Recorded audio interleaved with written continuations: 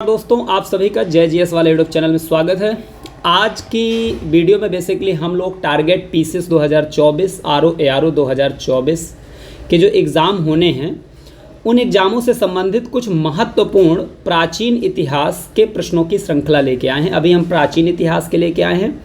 हम लोग इसमें कंप्लीट इतिहास आपको पढ़ाएंगे, इतिहास जिसमें से आपको प्राचीन इतिहास के प्रश्न होंगे, प्राचीन इतिहास के प्रश्न होंगे, मध्यकालीन इतिहास के प्रश्न होंगे और आधुनिक इतिहास के प्रश्न होने वाले हैं। वहाँ से रिलेटेड जो भी इम्पॉर्टेंट प्रश्न होंगे एग्ज़ाम में पूछे जाने लायक, जो इन एग्ज़ामों के पॉइंट ऑफ व्यू से महत्वपूर्ण प्रश्न होंगे, उन प्रश्नों का हम लोग यहाँ पर आज संकलन किया है। तो चलो शुरू करते हैं। सबसे पहले आज हम देखेंगे प्राचीन इतिहास के कुछ महत्वपूर्ण प्रश्न और उसके बाद नेक्स्ट वीडियो में इसके आगे का कंटिन्यू देखने वाले हैं। तो सबसे पहले हम लोग प्राचीन इतिहास के कुछ प्रश्नों की चर्चा कर दें। जैसे प्राचीन इतिहास में इसमें परिचय, इतिहास के परिचय तथा हड़प्पा सभ्यता से रिलेटेड प्रश्न होंगे। आपको पता है कि हेरोडोटस, सॉरी पेन का कलर चेंज कर लिया जाए, हेरोडोटस को इतिहास का क्या कहते हैं? पिता कहा जाता है। हेरोडोटस को इतिहास का क्या कहा जाता है बेटा? पिता कहा जाता है, अर्थात फादर ऑफ हिस्ट्री किसे कहा जाता है? तो हेरोडोटस को। ये वन लाइनर है, आपको ऐसे ही याद रखना है। इसके बाद आपको ये भी याद रखना है यहाँ पर कि इतिहास तथा पुराणों को पंचम वेद कहा जाता है। पंचम वेद कोई पूछे किन्हें कहा जाता है, तो इतिहास और पुराण को पंचम वेद कहा जाता है। चीनी यात्रियों ने भारत का उल्लेख किस नाम से किया? तो इंतु, अर्थात जो चीनी लोग थे, जो यात्री भारत में आया करते थे, वो भारत को भारत नहीं कहते थे, वो भारत को इंतु कहते थे। क्या कहते थे? इंतु कहते थे। तो चीनी यात्री भारत को किस नाम से अपनी बुक में लिखते थे? इंतु के नाम से लिखते थे। एक चीज़ यहाँ पर याद रख लेना, ये बहुत इंपॉर्टेंट पॉइंट है कि सर्वप्रथम 1400 में मध्य एशिया के बोगाज कोई, ठीक है ना, जो कि तुर्की में पाया गया है, नामक स्थान से अभिलेख के साक्ष्य की खोज हुई है। यहाँ से प्राप्त अभिलेख में इंद्र, वरुण, नासत्य वैदिक देवताओं का उल्लेख प्राप्त होता है। तो एग्जाम में पूछ लेता है कि वो कौन सा अभिलेख है जो मध्य एशिया से प्राप्त हुआ है और वहाँ से इंद्र, वरुण, नासत्य जैसे वैदिक देवी देवताओं के आपका उल्लेख प्राप्त होते हैं। ये तीन देवता, इनके नाम भी याद रख लेना, इनके नाम आपको वहाँ पर दिखने को मिलते हैं। ये अभिलेख कहाँ है? तो बोगाज कोई अभिलेख का नाम है, जो कि कहाँ पे है? मध्य तुर्की पे है, ठीक है ना। यहाँ से बेसिकली इंद्र, वरुण और नासत्य जैसे देवी देवताओं के उल्लेख प्राप्त होते हैं। ये वैदिक देवता कहलाते हैं।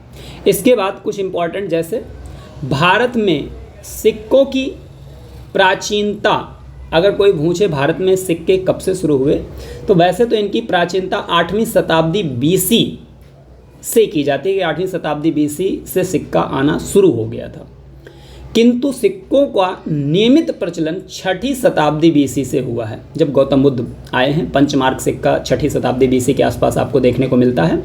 उससे पहले भी सिक्के आपको देखने को मिलते हैं 8वीं शताब्दी बीसी। देखो, शताब्दी बीसी जब चलती है तो 8वीं शताब्दी अधिक पुरानी होगी, 6ठी शताब्दी नई होगी। जीरो की तरफ चलना होता है हम लोगों को, ठीक है ना।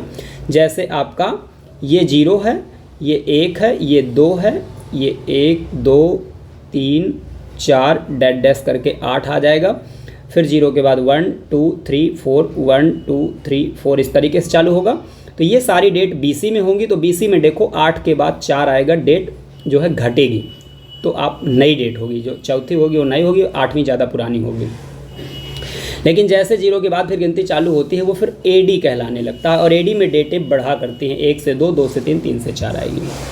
तो सिक्कों की अगर प्राचीनता की बात करें तो 8वीं शताब्दी से हमें ये देखने को मिलती है, लेकिन नियमित सिक्कों का प्रचलन हमें 6ठी शताब्दी बीसी के आसपास देखने को मिलता है। और इसी समय भारत में गौतम बुद्ध जैसे लोग थे, ठीक है ना। भारत में सबसे प्राचीन अभिलेख किसके हैं? तो तुमसे कोई पूछ ले कि सबसे प्राचीन अभिलेख भारत में किसके पाए जाते हैं, तो बेटा अशोक के अभिलेख सबसे प्राचीन अभिलेख हैं। इन अभिलेखों को सर्वप्रथम टिफैन थेलर, इसको याद रख लेना, इसने जो है खोजा था। कब खोजा था? तो 1750 में खोजा था।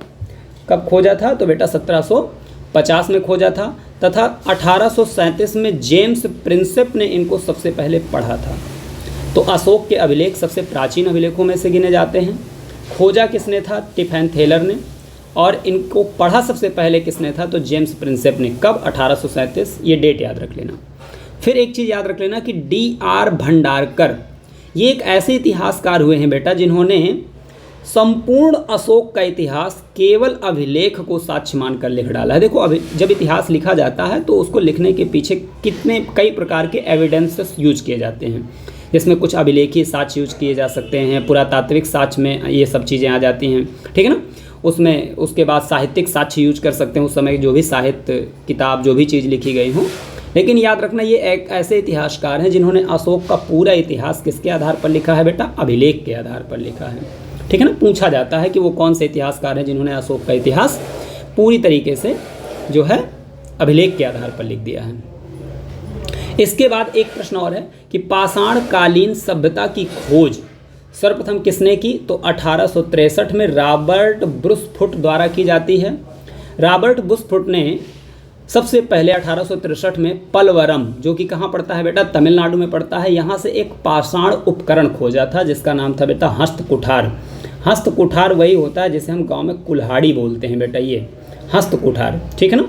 हस्तकुठार पहला उपकरण है पाषाण काल का खोजा गया, जिसे खोजा किसने था? रॉबर्ट ब्रुसफुट ने खोजा था। कब खोजा था? तो 1863 में खोजा था। कहाँ से खोजा था? पलवरम से खोजा था। पलवरम कहाँ पड़ता है? तमिलनाडु में पड़ता है। कौन सा उपकरण खोजा था? तो कुल्हाड़ी अर्थात हस्तकुठार खोजा था। तो ये भी याद रख लीजिएगा। फिर अगला प्रश्न है कि सिंधु घाटी सभ्यता के, देखो सिंधु घाटी सभ्यता में बेटा कई सारे स्थल खोजे गए हैं अलग अलग स्थानों से, लेकिन याद रखना उन सभी स्थलों में से केवल 6 ऐसे स्थल हैं जिनको हम नगर की संज्ञा दे सकते हैं, मतलब जिनके अंदर नगर के चीज़ें आपको दिखाई देती हैं, नगर की जो व्यवस्थाएं होती हैं वो दिखाई देती हैं। ये 6 स्थल कौन से हैं? हड़प्पा, मोहनजोदड़ो, कालीबंगा, बनावली, लोथल, चनहूदड़ो। ये 6 स्थल हैं जिनको नगर कहा जाता है। इनको याद करने का तरीका क्या है? तो याद कर सकते हो इनको हमका, बोलो हमका, बनावली, बोलो बनावली, ले चलो, ले चलो, हमका बनावली ले चलो। अगर आप इतना बोलते हो हमका बनावली ले चलो तो ये सब याद हो जाएगा। जैसे हम, हा से हड़प्पा, माँ से मोहनजोदड़ो, का से कालीबंगा, हमका, बनावली, लो चलो, चलो का मतलब चनहूदड़ो और लो का मतलब लोथल। तो हमका बनावली ले चलो, अगर ऐसा आप याद कर लेते हैं तो अक्सर क्वेश्चन रिपीट होता रहता है एग्जाम में। आप ये सारे एग्जाम के पॉइंट ऑफ व्यू से बहुत इंपॉर्टेंट क्वेश्चन है। इसके बाद अगला प्रश्न है, कह रहा है मोहनजोदड़ो से बृहद स्नानागार प्राप्त होता है, ठीक है ना। देखो जितने भी हड़प्पाई स्थल हैं अलग अलग स्थानों से अलग अलग चीज़ें दोस्तों हमको प्राप्त होती हैं, ठीक है ना। तो ऐसे पूछ लेगा कि बृहद स्नानागार हमको कहाँ से मिला है, तो आप कह दोगे सर मोहनजोदड़ो से मिला है। इस स्नानागार की खोज किसने की है? तो जॉन मार्शल ने की थी इसकी खोज। इस स्नानागार के उत्तर तथा दक्षिण में सीढ़ियाँ हैं तथा दक्षिण पश्चिम में पानी निकलने की व्यवस्था है तथा इस स्नानागार में ईंटों की जुड़ाई जिप्सम तथा बिटुमिनस का प्रयोग करके की जाती थी। अपने आप में बेटा इंपॉर्टेंट हो जाता है। जरा देखिए, ये एक स्नानागार है जैसे वर्तमान में स्विमिंग पूल होते हैं। याद रखना, वर्तमान में जो स्विमिंग पूल होते हैं वैसा ही एक स्नानागार है जो कहाँ से प्राप्त हुआ है बेटा? मोहनजोदड़ो से प्राप्त हुआ है। और अपने आप में बहुत बड़ी बात है। आज तो स्विमिंग पूल में आप विभिन्न प्रकार की चीज़ों का प्रयोग करके उसको सील्ड कर सकते हो ताकि पानी का लीकेज ना हो। उस टाइम पे आज से 5000 साल पहले लोगों ने कैसे किया होगा, ये अपने आप में प्रश्न है। याद रखना, इस स्विमिंग पूल में उत्तर और दक्षिण में ऐसे नीचे उतरने के लिए सीढ़ियाँ थीं, ऐसे नीचे उतरने के लिए सीढ़ियाँ थीं और इस डायरेक्शन से पानी निकलने की व्यवस्था थी। इस डायरेक्शन से किसकी व्यवस्था थी? पानी निकलने की। और ईंटों की जो जुड़ाई होती थी, आज ईंटों की जुड़ाई हम किस चीज़ से करते हैं बेटा? आज ईंटों की जुड़ाई हम सीमेंट गारा का प्रयोग करके करते हैं। उस समय ईंटों की जुड़ाई जिप्सम और बिटुमिनस का प्रयोग करके की जाती थी। तो ये अपने आप में स्नानागार बहुत इम्पॉर्टेंट है, ठीक है ना। कोई पूछे कहाँ से मिला है, तो मोहनजोदड़ो से मिला है। जो भी विशेषताएं उसकी याद रख लीजिएगा। इसके बाद अगला प्रश्न है, स्वतंत्रता के बाद हड़प्पा सभ्यता के सबसे अधिक स्थल कोई पूछे कहाँ से खोजे गए हैं, तो बेटा गुजरात से खोजे गए हैं। कुछ महत्वपूर्ण गुजरात के स्थल जैसे लोथल हो गया, ठीक है ना, इसे लघु हड़प्पा भी कहा जाता है। सुरकोटड़ा हो गया, ठीक है ना। इसके बाद यहाँ पर धौलावीरा हो गया। धौलावीरा पानी प्रबंधन के लिए सबसे ज़्यादा जाना जाता था। और लोथल गोदीवाड़ा के लिए जाना जाता था, ठीक है ना। गोदीवाड़ा मतलब यहाँ पर पोर्ट हुआ करता था, बंदरगाह हुआ करता था, ठीक है। और सुरकोटड़ा जो है घोड़े की हड्डियाँ यहाँ से मिली हैं आपको, ठीक है। और ये सुरकोटड़ा एंटीमनी की छड़ भी यहाँ से प्राप्त होती है, ठीक है ना। शॉपिंग कॉम्प्लेक्स के साक्ष्य भी आपको यहीं से मिल जाते हैं। और धौलावीरा की फेमस क्या है, क्योंकि यहाँ का जल प्रबंधन बहुत अच्छा था, जल प्रबंधन वाटर मैनेजमेंट यहाँ का बहुत अच्छा था, इसके लिए धौलावीरा जाना जाता है। तो अगर कोई पूछे कि स्वतंत्रता के बाद अर्थात 1947 के बाद सबसे ज़्यादा खोजे गए जो स्थल हैं हड़प्पा सभ्यता के, वो किस स्थान से खोजे गए हैं, तो वो गुजरात से खोजे गए हैं। इसके बाद बेटा अगला प्रश्न है, हड़प्पा सभ्यता में केवल कालीबंगा से ही नक्काशीदार ईंटें आपको मिली हैं। यहाँ से बेटा बिल्कुल ऐसी ऐसी ईंटें आपको प्राप्त हुई हैं, ठीक है ना। वैसे ईंट आपकी ऐसी होती है, आपने देखा होगा आज भी वर्तमान में ऐसी ईंट चलती है, लेकिन नक्काशीदार मतलब डिज़ाइनर ईंटें अगर कोई पूछे उस काल में भी यूज होती थी, आज से 5000 साल पहले भी यूज होती थी। और नक्काशीदार ईंटें पूरी सिंधु घाटी सभ्यता में कहाँ से मिली हैं, तो कालीबंगा से मिली हैं। कालीबंगा बेटा कहाँ है, तो ये राजस्थान में पड़ता है, घग्घर नदी के किनारे है। याद रखना ये घग्घर नदी के किनारे है, घाघरा नहीं, ठीक है ना। घग्घर नदी के किनारे है कालीबंगा, गंगानगर जिले में पड़ता है राजस्थान के, ठीक। इसके बाद विशाल अन्नागार, विशाल अन्नागार मतलब जिस स्नानागार में नहाने की व्यवस्था हुआ करती थी, अन्नागार में चीज़ों को जैसे पूरे शहर का जो भी संसाधन हुआ करता था, फूड खाने से रिलेटेड, उसको इकट्ठा कर दिया जाता था ताकि समय आने पर ज़रूरत पड़ने पर पब्लिक में बांटा जा सके। तो पूछ लेगा विशाल अन्नागार आपका कहाँ से प्राप्त हुआ है, तो बेटा ये भी आपका मोहनजोदड़ो से प्राप्त होता है, तथा यह संपूर्ण सिंधु सभ्यता का सबसे बड़ी इमारत थी। पूरे अगर सिंधु घाटी सभ्यता में अगर कोई आपसे पूछ ले कि सबसे बड़ा स्ट्रक्चर क्या मिला है हमको, तो बेटा आपको विशाल अन्नागार मिला है, जो कि कहाँ से मिला है, मोहनजोदड़ो से मिला है, ठीक है ना।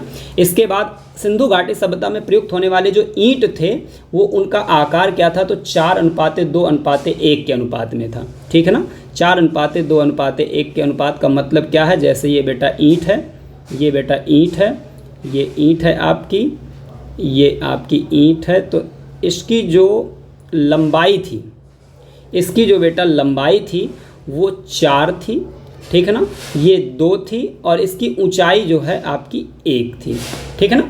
तो 4:2:1 के अनुपात में ईंट प्राप्त हुए हैं सिंधु घाटी सभ्यता में। ये ईंटों का साइज है, याद रख लेना। और एक चीज़ ये भी याद रख लेना कि पहली बार बेटा कपास उगाने का श्रेय हमें हड़प्पा वासियों को ही जाता है, अर्थात हड़प्पा सभ्यता के लोग ही सबसे पहली बार क्या करते हैं, कपास का उत्पादन करते हैं। अच्छा, जुते हुए खेत के प्रथम साक्ष्य हमें कहाँ से मिलते हैं, तो बेटा कालीबंगा से मिलते हैं, जहाँ से हमें नक्काशीदार क्या मिल रही थी, ईंटें मिल रही थी, वहीं से हमें जुते हुए खेत के साक्ष्य प्राप्त होते हैं, ठीक है ना। इसके बाद चावल के प्रथम साक्ष्य हमें कहाँ से मिलते हैं, तो लोथल से मिलते हैं। आपको ऐसे पूछेगा कि सिंधु घाटी सभ्यता में चावल के पहले साक्ष्य या सिंधु घाटी सभ्यता में जुते हुए खेत के साक्ष्य, ठीक है ना, सबसे पहले कहाँ से मिलते हैं, तो आप उस तरीके से टिक करिएगा। जुते हुए खेत के साक्ष्य हमें कालीबंगा से मिलते हैं, तथा चावल के प्रमाण हमें लोथल से मिलते हैं। लोथल गुजरात में पड़ता है, कालीबंगा राजस्थान में पड़ता है, ठीक है ना। सिंधु घाटी सभ्यता की मोहरों पर एक श्रृंगी साँड़ का उत्कीर्णन सबसे अधिक मिलता है। आपने देखा होगा सिंधु घाटी सभ्यता में जो भी मोहरें चलती थी वहाँ पर एक श्रृंगी साँड़ मतलब उसके जो कुबड़ था वो एक कुबड़ वाला जो साँड़ होता है इस टाइप से, ठीक है ना, एक श्रृंगी कुबड़ वाला साँड़ जो है, ऐसे चित्र हमको मिले हैं, ठीक है। एक श्रृंगी साँड़ का उत्कीर्णन सबसे अधिक प्राप्त होता है पूरे सिंधु घाटी सभ्यता में, ठीक। कालीबंगा व लोथल से, कालीबंगा कहाँ है, राजस्थान में है, लोथल कहाँ है, गुजरात में है। यहाँ से हमें दोनों ही जगहों से बेटा क्या मिले हैं, हवन कुंड के साथ मिले हैं। इसके बाद सिंधुवासी अर्थात सिंधु घाटी जो सभ्यता के लोग थे वो बैल को क्या मानते थे, शक्ति का प्रतीक मानते थे, तथा वे पशुपति महादेव की बेटा पूजा करते थे। किसकी पूजा करते थे, पशुपति महादेव की पूजा करते थे, तथा बैल को क्या मानते थे, शक्ति का प्रतीक, पावर का प्रतीक मानते थे। इसके बाद कुछ अन्य चीज़ें हैं जो सिंधु घाटी सभ्यता से मिली हैं, जैसे चांदी का मुकुट। कोई पूछे सिंधु घाटी सभ्यता में कहाँ से मिला है, तो कह दोगे हरियाणा में एक जगह पड़ती है कुणाल, वहाँ से मिला है। युगल सावधान मतलब एक ही समाधि में 2 लोगों को दफनाए जाने के सावधान लोथल से मिले हैं। महामारी फैलाने के साथ मोहनजोदड़ो से मिले हैं। पत्थर के बाण कोट दीजी से मिले हैं। कोट दीजी कहाँ पड़ता है, तो पाकिस्तान के बेटा सिंध प्रांत में पड़ता है कोट दीजी। तो ये कुछ इंपॉर्टेंट पॉइंट थे सिंधु घाटी सभ्यता से रिलेटेड। अब हम ऋग्वैदिक सभ्यता से रिलेटेड कुछ पॉइंटों की बात कर लेते हैं। जैसे देखो बेटा, सिंधु घाटी सभ्यता के बाद का जो टाइम आता है उसे ऋग्वेद कहते हैं। ये बात आपको क्लियर हो गई। ऋग्वेद जो टाइम चलता है वो आपका 600 BC से लेकर के आपका 600 BC से लेकर के बेसिकली ये आपका, एक सेकंड, इसको यहाँ 1500 से इरेज कर देते हैं। ऋग्वैदिक काल याद रखना 2 पार्ट में चलता है। कितने पार्ट में चलता है बेटा? ऋग्वैदिक काल 2 पार्ट में चलता है। वैदिक काल बेसिकली 2 पार्ट में चलता है। यहाँ पर हम लोग थोड़ा सा इस तरीके से चित्र बनाते हैं कि जो वैदिक काल है, जो बेटा वैदिक काल है वो 2 पार्ट में चलता है। 2 पार्ट में चलता है। शुरुआत वाला काल ऋग्वैदिक काल कहलाता है, वैदिक काल कहलाता है, और बाद वाला काल उत्तर वैदिक काल कहलाता है। तो जो शुरुआत वाला पार्ट है अर्थात ऋग्वैदिक काल है, इसका जो टाइम पीरियड है बेटा वो 1500 से लेकर के 1000 BC तक चलता है, और 1000 BC से लेकर के तुम्हारा 600 BC तक बेटा उत्तर वैदिक काल चलता है, ठीक है ना। और 1500 BC से पहले का जो टाइम था वो सिंधु घाटी सभ्यता कहलाता है। तो हम बात यहाँ पर कर रहे हैं ऋग्वैदिक काल की।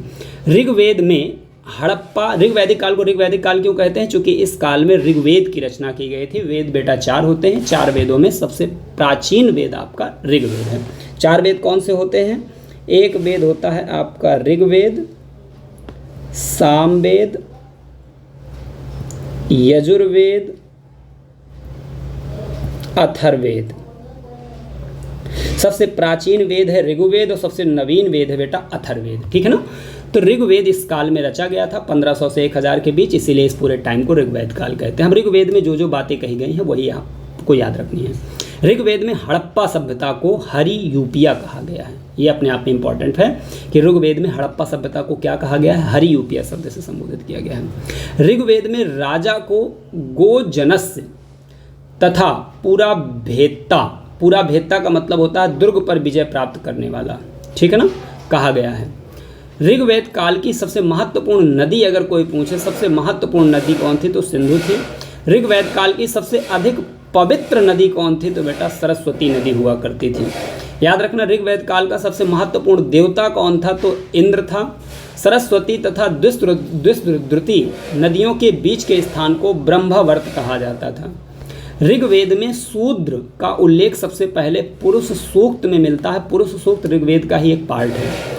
ऋग्वेद कालीन समाज कैसा था? तो आप कहोगे सर पितृसत्तात्मक समाज था, अर्थात पिता मेन हुआ करता। ऋग्वेदिक कालीन जो समाज था वो मातृ सत्तात्मक।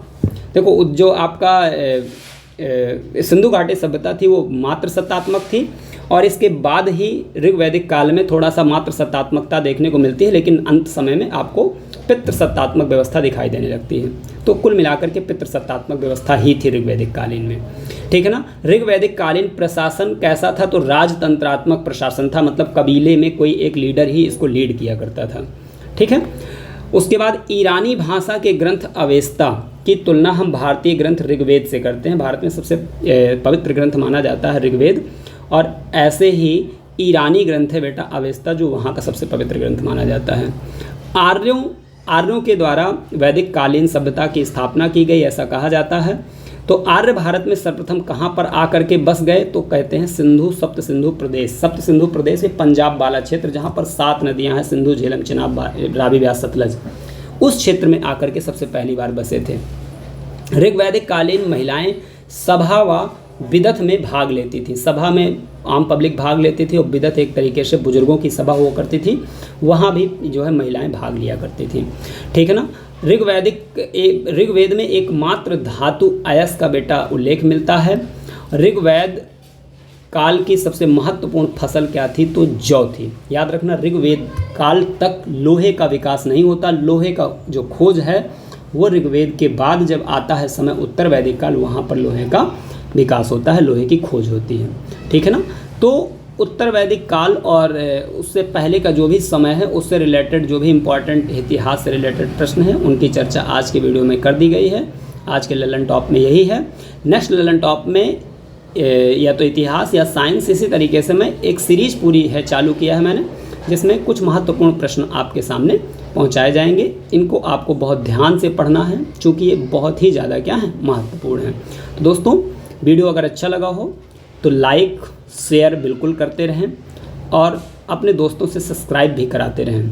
तो आज की वीडियो को हम लोग यहीं पर समाप्त करते हैं। तब तक के लिए जय हिंद, जय भारत।